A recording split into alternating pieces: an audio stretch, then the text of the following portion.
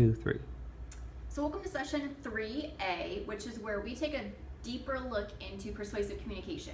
So what are some examples of a person that you know of that is a great communicator, great persuasive person? Could be anybody famous or somebody that you know. Thank you. Yeah, so what kind of characteristics did these people have that made them persuasive in what they were saying? Yeah. They were passionate. Thank you. Yes, absolutely. So are we like that when we're persuasively communicating with others? Do we tend to use these types of characteristics? Why not? Not comfortable? Okay, great. So if we were able to utilize those characteristics, like being passionate and being motivated and sincere, if we were able to incorporate that into our own everyday lives at work, how would that change our effectiveness? Absolutely. Now what about at home? How many of us have kids, right? So wouldn't it make it easier for us to have a formula to help us persuasively communicate others to do not only what we want them to do for our goal, but to help them achieve their goals as well? And that's what this session is all about.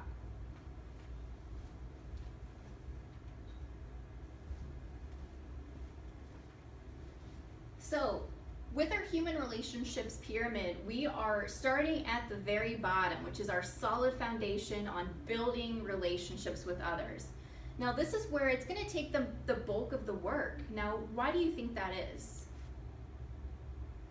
Yes, thank you. Absolutely. So we are spending a lot of time in enhancing relationships because we have to learn how to change ourselves and the way that we think and the way that we act, because sometimes we get into this mode every single day where we're just on cruise control, and we have to take a look into ourselves to change the way that we're doing things for the better. So that way we're more friendly, we can persuasively communicate better and get others on board. So we're going to spend a lot of time focusing on us right now.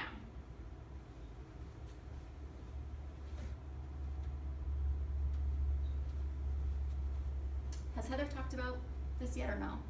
A little bit. A little bit. Okay. So when we're persuasively communicating with others, there's a simple, short formula that we will use in this group, as well as when we apply it out into our work environment or a personal environment. And that is the magic formula. So the magic formula for influencing action is just a short way for us to short and sweet, get to the point, get to the action and the benefit that that person's going to have by doing what you suggest that you do. So how the magic formula works is it will be a 2-minute talk, no more than 2 minutes. Now why do you think we shorten it to 2 minutes? Get too long. And what happens when our talks get way too long?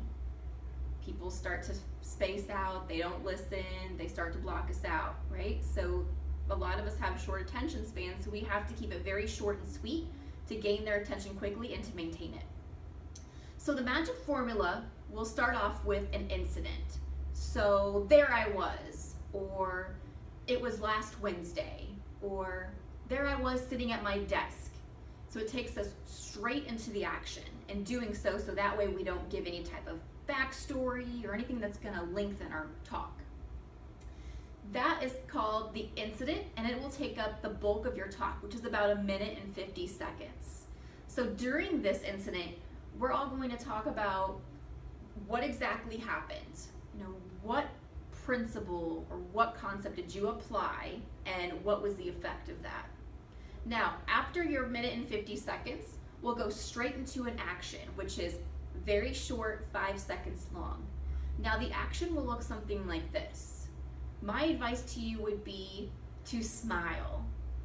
Very short and sweet. So it should be at least a few words or just one short sentence. So very short and concise. And then we'll wrap it up with a bow when we're talking about the benefit. So what is the benefit that others will have if they take your suggestion?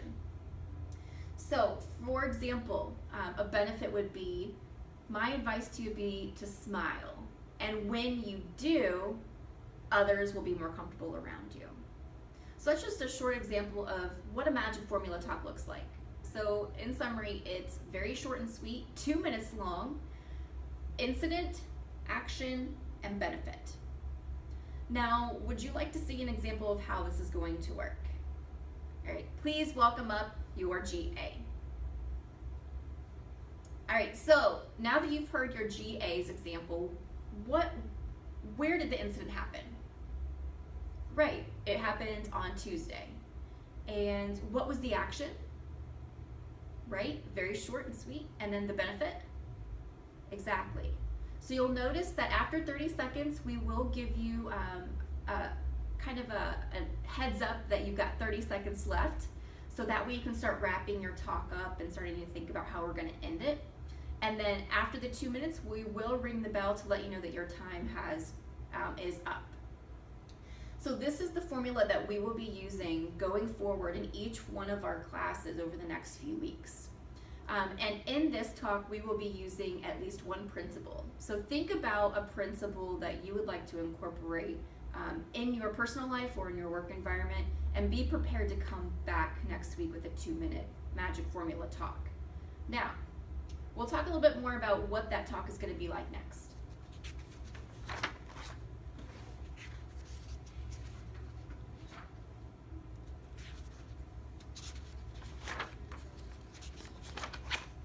So for our talk next week, we will be looking into gaining willing cooperation.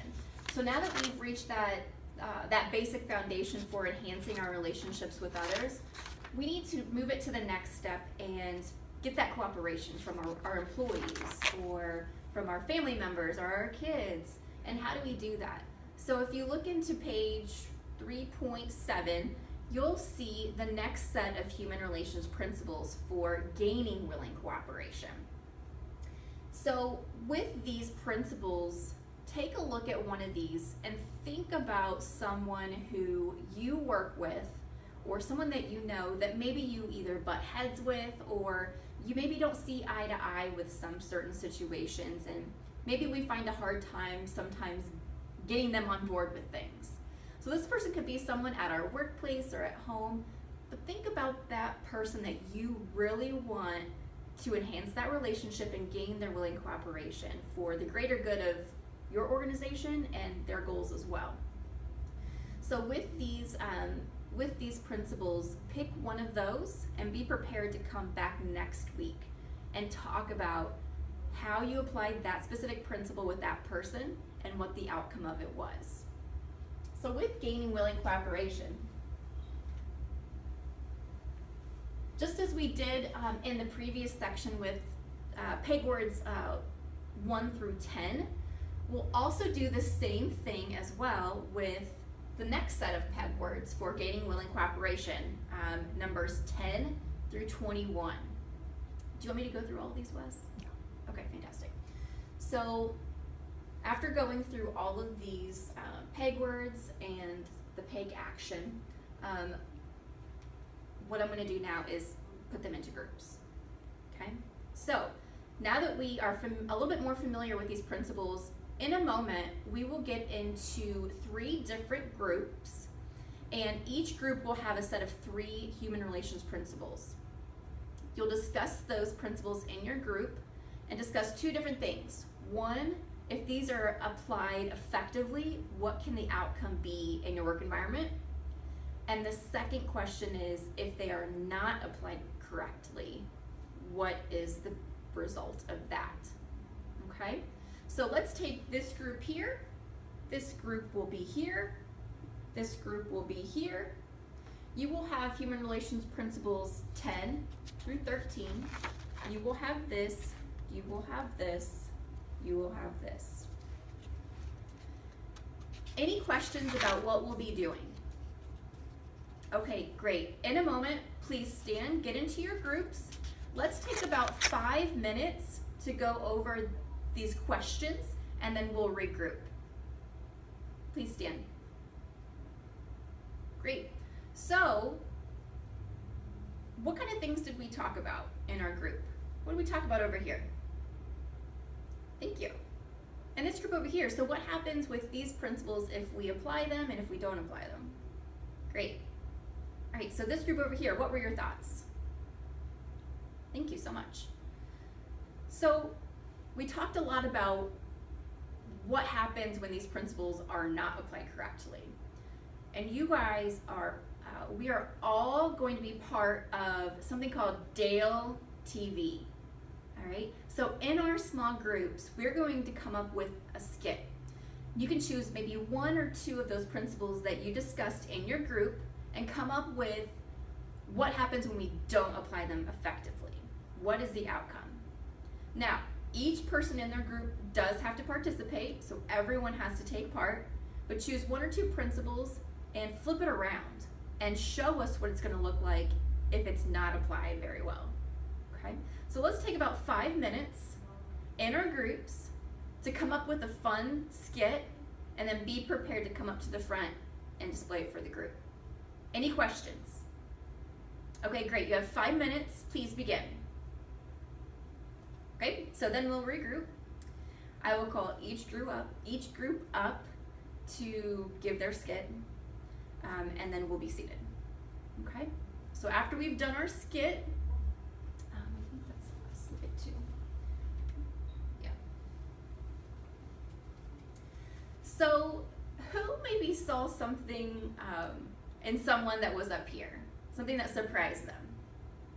Yeah, so we saw people coming out of their shells, but we also saw the real life effects of these principles when they're not applied correctly. So think about that over the next week when you are choosing your one principle that you would like to incorporate with that one person. And let's come back and see what next week, what happened. Okay? And then I'm summarizing. All right, so when I summarize, a summary that I would probably do would be to, I'd kind of set it up something like this. So in a moment, find one partner and each of you will discuss the one principle that you will be using over the next week and talk about the person that you'd be using it with. You don't have to use any names, we don't have to talk about the specific person, but just a background of what's going on. And then that person will hold us accountable, making sure that we do that over the next week. Okay? So in a moment, please stand, find a partner, and when I say begin, you will each have 2 minutes to talk about your principle that you'd like to use. Okay? Any questions? All right. Please stand and find a partner. Once everyone has a partner, all right, please begin. All right, so then we'll come back after the 2 minutes, sit down. So, does anybody have anything that they would like to share from their group? Thank you. Fantastic. Great, thank you. So that would be like my summary. I think that's it for that one. I'm not sure how much more. Oh yeah, that's it for that one.